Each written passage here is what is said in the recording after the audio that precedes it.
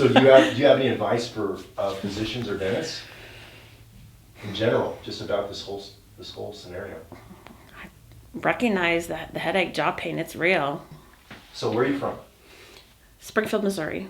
And what do you do for a living? ER physician. You and I met about 2 years ago, and about a year and a half ago, we had some dental work that we did on you. And can you tell me what was going on back then? Chronic headaches, had broken off a lot of my teeth, had been through braces, didn't make any difference. I had ongoing chronic occipital headaches. Nothing you did helped? Had injections, cervical fusion, seen multiple chiropractors, multiple MRIs. So today you showed up and we re-looked at things and we hooked you back up. And basically you had busted a little bit of the bonding that we did off of one of your canines. So you had long disclusion time off to your left side. So when you walked in today, what were your symptoms like?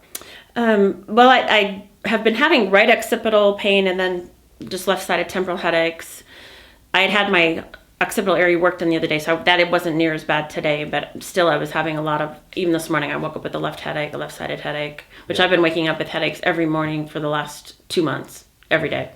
Okay. It doesn't matter how I sleep, what I do. So an hour ago when you walked in, did you have that headache? Do you have it now? No. You mentioned something about like hip pain. That's a fairly new thing? Last 2 months I've had pain on the tip of my left buttock, like ischial tuberosity region. Sure. I had an old injury there that I kind of maybe re-injured it. I don't remember specifically re-injuring it, but it's just over the last couple months just continued to hurt no matter what I've done. And it's better. Which correlated with the timing of the headaches returning. Exactly. Yeah, and again, today we confirmed that you kind of knocked the tip off your canine that we had restored. So today, it's only been an hour, so this isn't very significant, but I mean, you tell me, it's subjective. How do you feel? I feel totally different. I feel more awake, more relaxed. My jaws aren't sore. Don't have that headache. Yeah. How's the hip? My hip doesn't hurt. Like for real? For real. My hip doesn't hurt. Okay, let's talk about sympathetics. Because I have a theory that the A beta fiber, the intrapulpal A beta, is talking to sensory homunculus, the metasensory cortex, and we've got some kind of sympathetic response going on here. I mean, a physician's point of view, what do you think? I mean, I think it's highly possible. Because I mean, we talked about it earlier, and I don't want to bore the audience to death, but basically there are touch fibers inside the pulp of the tooth that aren't supposed to be there. That in 2008 they definitively proved in research in humans in vivo that these A beta fibers are connected to the somatosensory cortex. Hence we have an autonomic nervous system influence from the teeth. So when we do disclusion time reduction therapy, we're removing the excess friction off posterior teeth, getting you back on front teeth quickly in time. Those excess taps that happen as you chew to the left and to the right are hence removed, so the muscle moves things more efficiently and more quickly, and it ramps down the timing. And I think that decreases sympathetic tone. When you have increased posterior engagement, frictional engagement as you chew, clench, grind, breathe, whatever you're doing in the teeth contact, that ramps up sympathetic tone. So what would increased sympathetic tone do to a patient?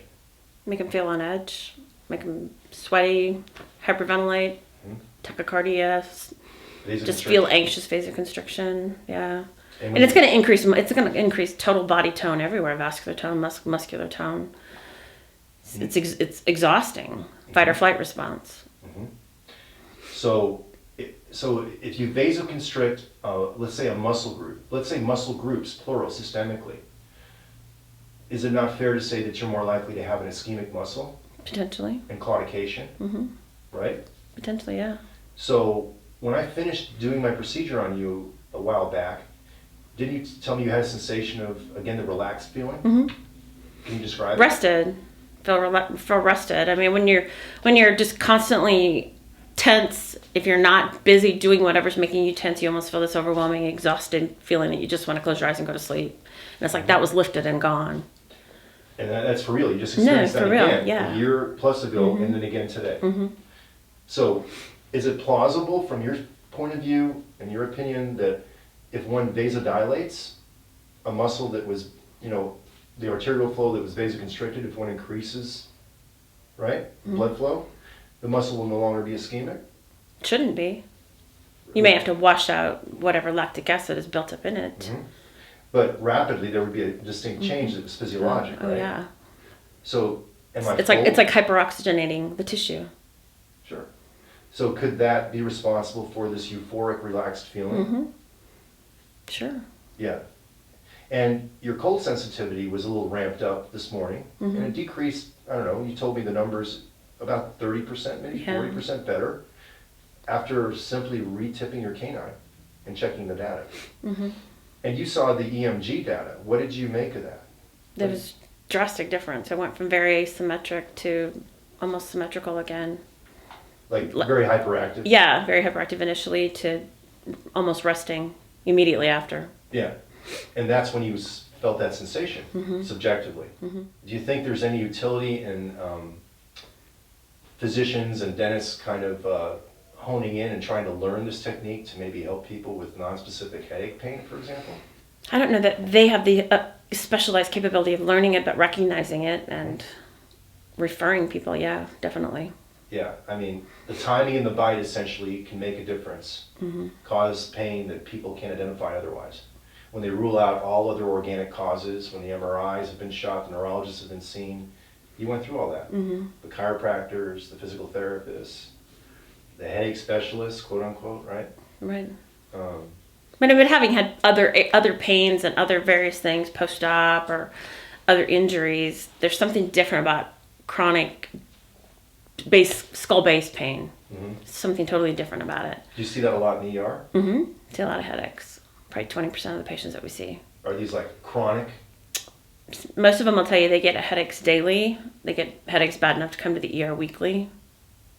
Because I've had probably a dozen patients over the years that I've done the DTR for that have been through all of that, and I can think of one in particular that comes to mind. She used to go to the ER about every 6 weeks, and she's one of our long-term 3-year recalls. I think she had been once in 3 years, whereas before she was utilizing the ER system every 6-ish weeks. Mm-hmm. So my point is, we removed a great layer of her problem, not all of it necessarily. It's not a panacea, I wish it was. Mm-hmm. If we shoot MRR and CT and we look at the joints and they're both in great shape, the teeth themselves, the way they interact in space and time, is making a difference for the muscle. And I think it's more than just head and neck. I think it's systemic. I agree. I mean, it's got to be something. And I think that A beta thing and the intrapulpal thing has got something to do with it. Am I full of it? No. I'm going to go back and review the sympathetic ganglion. Right. You let me It's been a know. long time. I know, right? It's been 30 years. Right. But the sympathetics are primarily in the cervical region. Mm-hmm. Yeah. And, interestingly, cervical... And, all that is, the vagal nerve, the carotid bodies, it's all very close together, and it's all going to be Yeah. pretty intermingled with the same nerve levels.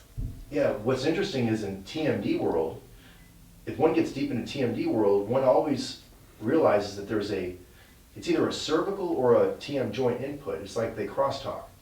Mm-hmm. And how interesting is that if the sympathetics are in the cervical region? Right? Right, they are, but the main sympathetic ganglions are all concentrated in the upper cervical spine. So do you have any advice for physicians or dentists in general, just about this whole scenario? Recognize that the headache, jaw pain, it's real. I mean, it is. I think it is systemic. I really truly think it is systemic. Yeah. And maybe it's an overall thing because I know I haven't been sleeping well, wake up exhausted because I haven't slept well. So it's a whole body thing. But to come in feeling that way and then have it go completely away and have it be gone for a total year and have it come back again. It's not a coincidence. No. It's correlated. Mm-hmm. And I've been to the chiropractor 5-6 times in the last 2 months. Yeah. She finally put rock tape, Yeah. literally hyperextended my neck and shoulders. Yes. And that's the only pain relief I've had for 3 days at a time with rock tape on. You're walking around like that? Yeah. Had it kept on Holy. because I couldn't stand the What pain. did you just tell me? I seriously have no butt pain. And you did walking in last week, I've had last month. left butt pain nonstop for 2 months. And that's about the same Progressively time getting worse. the headaches showed up again. With less activity. That's exactly when my headaches showed back up again. Wow. So maybe there really is something going on here. Mm-hmm.